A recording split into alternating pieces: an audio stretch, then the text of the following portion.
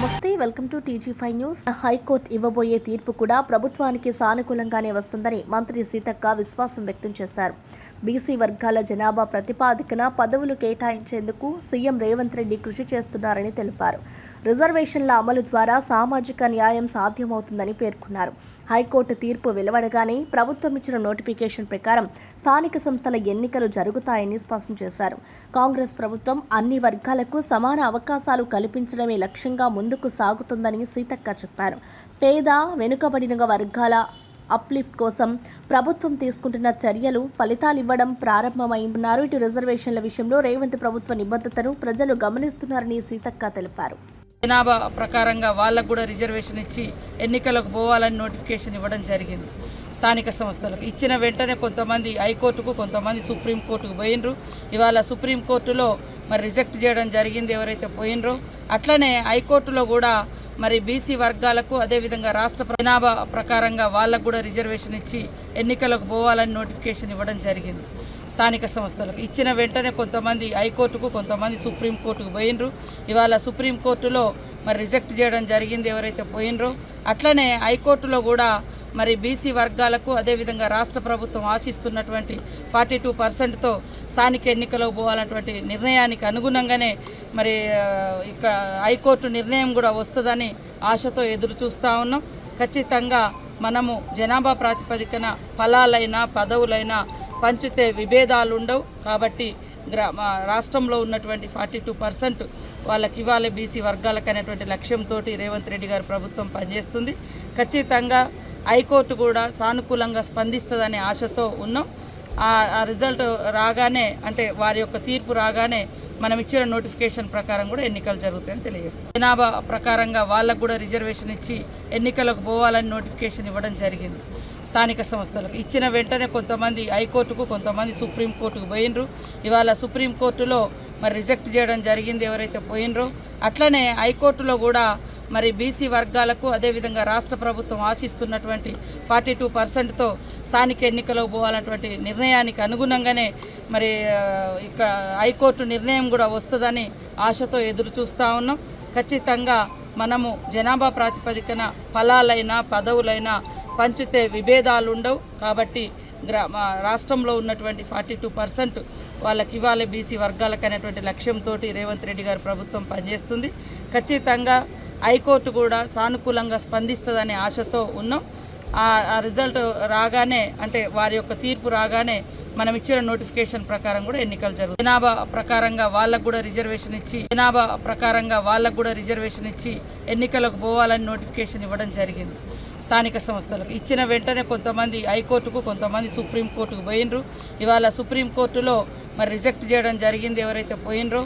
అట్లనే హైకోర్టులో కూడా మరి బీసీ వర్గాలకు అదేవిధంగా రాష్ట్ర ప్రభుత్వం ఆశిస్తున్నటువంటి 42%తో స్థానిక ఎన్నికలకు పోవాలన్నటువంటి నిర్ణయానికి అనుగుణంగానే మరి ఇక హైకోర్టు నిర్ణయం కూడా వస్తుందని ఆశతో ఎదురు చూస్తూ ఉన్నాం.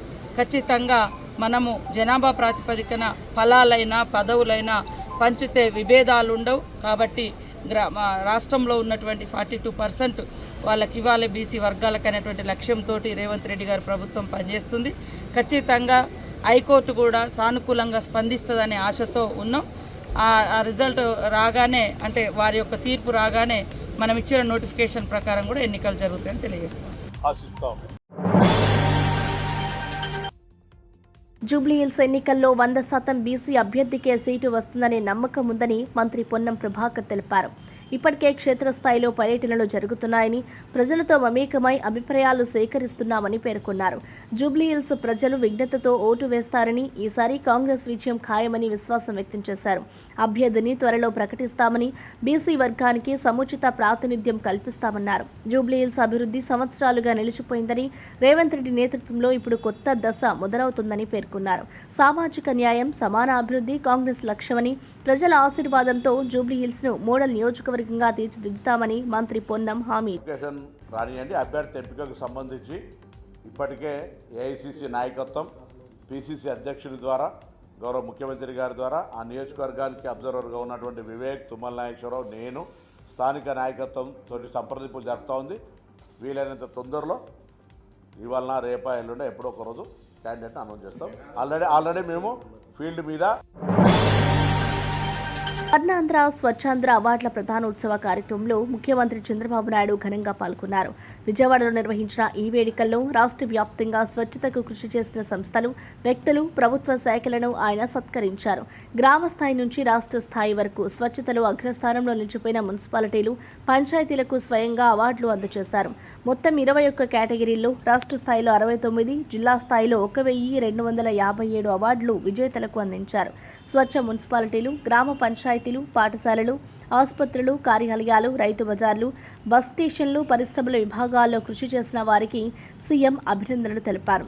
శుభ్రతే అభివృద్ధికి బాట అని, ప్రజల భాగస్వామ్యంతోనే స్వర్ణాంధ్ర సాధ్యమవుతుందని చంద్రబాబు అన్నారు. దయచేసి అవార్డీస్ అందరినీ మన గ్రూప్ ఫోటో ఏరియా దగ్గర అసెంబ్ల్ అవ్వాల్సిందిగా రిక్వెస్ట్ చేస్తున్నాను. And now I request Shri Anil Kumar Reddy గారు, MD, SAT, to propose vote of thanks.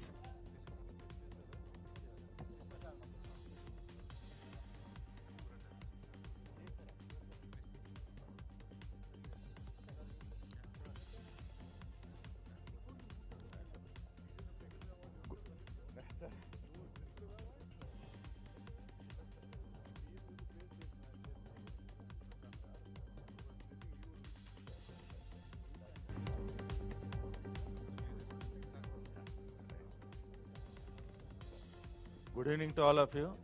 So ఈరోజు మొదటి ఎడిషన్ స్వర్ణాంధ్ర స్వచ్ఛాంధ్ర కార్యక్రమానికి ఎన్టీఆర్ భవన్ అమరావతిలో జరిగిన మీడియా సమావేశంలో ఎమ్మెల్సీ ఆలపాటి రాజేంద్ర ప్రసాద్ వైసీపీ తప్పుడు ప్రచారాలను తీవ్రంగా ఖండించారు. మెడికల్ కాలేజీల స్థాపనపై ప్రభుత్వం చేపడుతున్న కార్యక్రమాలను వక్రీకరించి ప్రజలను తప్పుదోవ పట్టించాలనే ఉద్దేశంతో వైసీపీ నాటకాలు ఆడుతుందని ఆయన విమర్శించారు. టీడీపీ ప్రభుత్వం ఆరోగ్య రంగానికి ప్రాధాన్యం ఇచ్చి ప్రతి జిల్లాలో మెడికల్ కాలేజీ కల్పించాలన్న సంకల్పంతో ముందుకు సాగుతుందని తెలిపారు. వైసీపీ పాలనలో ప్రారంభమైన కాలేజీలు కూడా సగం పనుల్లోనే ఆగిపోయాయని ఆరోపించారు. ప్రజా ప్రయోజనాలు, విద్యా అభివృద్ధి పట్ల నిజమైన చిత్తశుద్ధి టీడీపీకే ఉందని పేర్కొన్నారు. రాష్ట్ర భవిష్యత్తు యువత చేతుల్లో ఉందని, వారికి నాణ్యమైన వైద్య విద్య అందించేందుకు చంద్రబాబు ప్రభుత్వం కట్టుబడి ఉందని ఆలపాటి రాజేంద్ర ప్రసాద్ స్పష్టం చేశారు. బొత్స సత్యనారాయణ గారు పత్రికా సమావేశంలో చాలా మాట్లాడటం జరిగింది. ప్రత్యేకంగా మెడికల్ కాలేజీ అంశంలో ప్రజా ఆరోగ్యాన్ని పక్కదారికి పెడతా ఉంది ఈ ప్రభుత్వం, ద్రోహం చేస్తూ ఉంది. మేము అన్ని కాలేజీల్లో పర్యటించి ప్రజల్లోకి తీసుకువెళ్తాం, ఈ అంశాన్ని ప్రైవేటీకరణని ఆపుతామని చెప్పి ఏదేదో మాట్లాడుతూ ఉన్నారు. మీరు మొన్న జరిగినటువంటి సమావేశంలో, శాసన మండలి సమావేశాల్లో మీరు చాలా స్పష్టంగా ప్రభుత్వం యొక్క వైఖరి అది ప్రైవేటీకరణ కాదు, PPP అంటే చాలా స్పష్టంగా వివరించడం జరిగింది నేటి వైద్య ఆరోగ్య శాఖ మంత్రి గారి ద్వారా. అయినప్పటికీ చెవులున్నా కూడా వినపడ్డా కూడా పీపీపీ అంటే ప్రైవేటీకరణ అని నీకు ఎవరు చెప్పారు జగన్ అని టీడీపీ అధినేత సీఎం చంద్రబాబు నాయుడు ప్రశ్నించారు. ప్రజల ముందు పెద్ద పెద్ద మాటలు మాట్లాడుతున్న జగన్ అసెంబ్లీలోకి వచ్చి చర్చించమంటే మాత్రం వెనకంజ వేస్తున్నారని ఎద్దేవా చేశారు. ప్రజా సమస్యలపై చర్చించాలంటే పార్లమెంటేనా, అసెంబ్లీయే సరైన వేదిక అని గుర్తు చేశారు. బయట మీడియా డ్రామాలు చేసి ప్రజలను తప్పుదారి పట్టించాలనే ప్రయత్నం చేస్తున్నారని తీవ్రంగా విమర్శించారు. పాలనలో వైఫల్యాలను కప్పిపుచ్చుకునేందుకు జగన్ నిరాధార ఆరోపణలు చేస్తున్నారని అన్నారు. రాష్ట్ర అభివృద్ధి, సంక్షేమంపై కాంగ్రెస్ విధానాల్లాగే పారదర్శకతతో ముందుకు వెళ్తున్నామని తెలిపారు. ప్రజలు నిజాన్ని గ్రహించారని, ఇక జగన్ నాటకాలతో మోసపోయారని చంద్రబాబు స్పష్టం చేశారు. ఏ క్వార్టర్ అయిపోయిన వెంటనే ఆ క్వార్టర్, అలాంటిది మొట్టమొదటిసారిగా జనవరి, ఫిబ్రవరి, మార్చికి సంబంధించిన క్వార్టర్ 2024 మార్చి 16 ఎన్నికల కోడ్ వచ్చింది. జనవరి, ఫిబ్రవరి, మార్చికి సంబంధించిన క్వార్టర్ ఆ ఎన్నికల కోడ్ రావడంతో ఆగిపోయింది. తర్వాత చంద్రబాబు నాయుడు ప్రభుత్వం వచ్చింది, ఫినిష్. వసతి దీవెన ప్రతి ఏప్రిల్ 2024 ఎన్నికల కోడ్ వల్ల ఆగిపోయింది. మళ్ళా ఏప్రిల్ 2025 మళ్ళా రెండవ ఇన్స్టాల్మెంట్ వసతి దీవెన 1100 కోట్లు ఏప్రిల్ 2024, 1100 కోట్లు ఏప్రిల్ 2025, 2200 కోట్లు. ఇచ్చిందెంత? 0. ఈరోజు పిల్లలకు చదువులు ఆగిపోతా ఉన్న పరిస్థితులు. చదువుకునేదానికి పేదవాడు ధైర్యం చేయడంలా ఈరోజు ఇంజనీరింగ్ కాలేజీలో చేరడానికి. చదువుతా ఉన్న పిల్లడికి ఈరోజు సర్టిఫికెట్లు అందడంలా. కాలేజ్ యాజమాన్యాలు ఈరోజు పిల్లలను చదివించాలి అని అంటే తీసుకోవాలంటే భయపడతా ఉన్న పరిస్థితులు. ఇది విద్యారంగం పరిస్థితి. ఇంకా బెల్ట్ షాపులు పూర్తిగా మూసేస్తారని హామీ ఇచ్చిన రేవంత్ రెడ్డి ఇప్పుడు గల్లీ గల్లీ బెల్ట్ షాపులు నడపడానికి వీలు కల్పిస్తున్నారని మాజీ మంత్రి ఎమ్మెల్యే బీఆర్ఎస్ హరీష్ తీవ్రంగా విమర్శించారు. మద్యం నియంత్రణ పేరుతో ప్రజలను మోసం చేస్తున్నారని, ప్రభుత్వం తాగుబోతులను ప్రోత్సహించే విధంగా మారిందని ఆరోపించారు. ఎన్నికల సమయంలో ఇచ్చిన వాగ్దానాలను రేవంత్ ప్రభుత్వం పూర్తిగా మరిచిపోయిందని అన్నారు. మద్యం వల్ల పేద కుటుంబాలు నాశనం అవుతున్నా ప్రభుత్వం కనీస శ్రద్ధ చూపడం లేదని హరీష్ ఆగ్రహం వ్యక్తం చేశారు. ప్రజల ఆరోగ్యం, భద్రత కంటే ఆదాయాలకే ప్రాధాన్యత ఇస్తున్నారని విమర్శించారు. రేవంత్ రెడ్డి ఇచ్చిన మాటకు నిలబడాలని, బెల్ట్ షాపులు వెంటనే మూసివేయాలని హరీష్ డిమాండ్ చేశారు. ఇవాళ బెల్ట్ షాపులు ఇప్పుడంటే జోలుపేటలో కూడా బ్రీవరీ పెట్టారట, సంగారెడ్డిలో బ్రీవరీ పెట్టారట, నారాయణఖేడ్లో బ్రీవరీ పెట్టారట, జైరాబాద్ లో బ్రీవరీ అట. బ్రీవరీ అంటే ఏంటి? బీర్లు తయారు చేసి అమ్మే దుకాణం పెట్టారట. ఇక తాగుడు తక్కువైంది, ఇంకింత తాగుర్రి ఊగుర్రి నాకు గల్లెపెట్ట నింపుర్రి అంటుండు. అప్పుడేమన్నాడు? కాంగ్రెస్ వస్తే బెల్ట్ షాపులు బంద్ చేస్తాం, కాంగ్రెస్ వస్తే మద్య నియంత్రణ అమలు చేస్తాం. కానీ ఇప్పుడేమంటుండు? ఎక్సైజ్ లో మీటింగ్ పెట్టి ఈ నెల తక్కువ అమ్మినవు నిన్ను సస్పెండ్ చేస్తా అంటుండు, మాల్ తక్కువ ఎత్తినవు ఈ నెల నేను ట్రాన్స్ఫర్ చేస్తా అంటుండు. అంటే బాగా మూడు అంటుండు. ఎక్సైజ్ లో రివ్యూ మీటింగ్ పెట్టి బెదిరిస్తుండు మాల్ తక్కువ అమ్మితే. బీసీలకు 42% రిజర్వేషన్ల అమలుపై ప్రభుత్వం ఎల్లప్పుడూ చిత్తశుద్ధితో ఉందని మాజీ ఎంపీ వి హనుమంతరావు స్పష్టం చేశారు. కాంగ్రెస్ పార్టీ స్థాపన కాలం నుంచి సామాజిక న్యాయం, సమాన హక్కుల సాధన కోసం కృషి చేస్తుందని అన్నారు.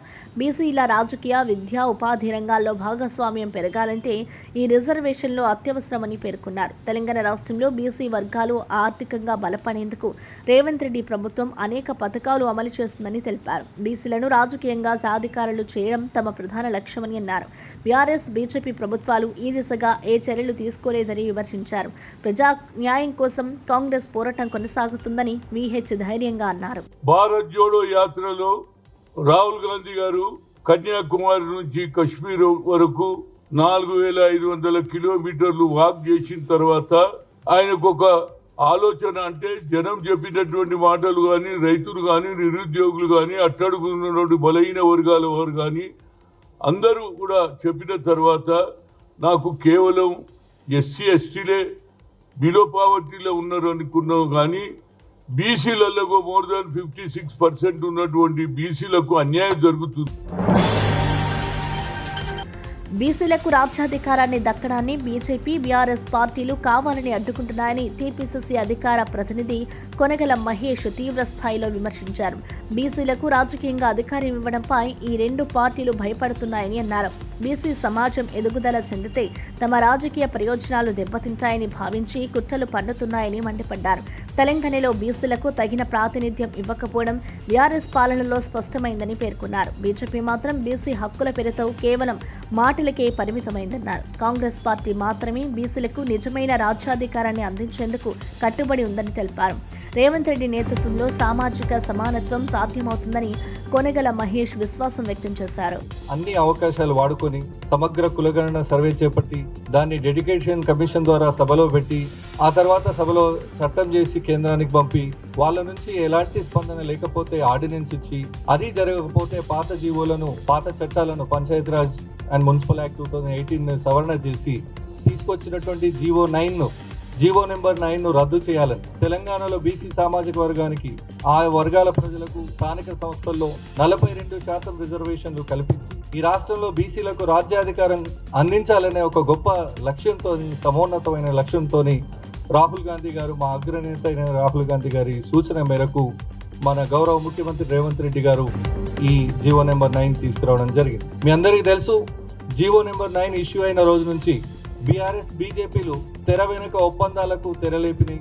వాళ్ళిద్దరూ బీఆర్ఎస్, బీజేపీ కలిపి తెలంగాణలో బీసీలకు 42% రాజ్యాధికారంలో వాటా దక్కకుండా అడ్డుకుంటున్నాయి. స్థానిక సంస్థల్లో బీసీలకు కల్పించిన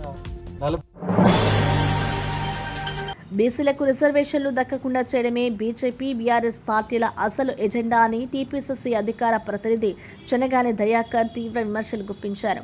సామాజిక న్యాయం పేరుతో నాటకాలు ఆడుతూ వాస్తవానికి బీసీ వర్గాల హక్కులను అణిచివేయడమే ఈ పార్టీల ఉద్దేశమని అన్నారు.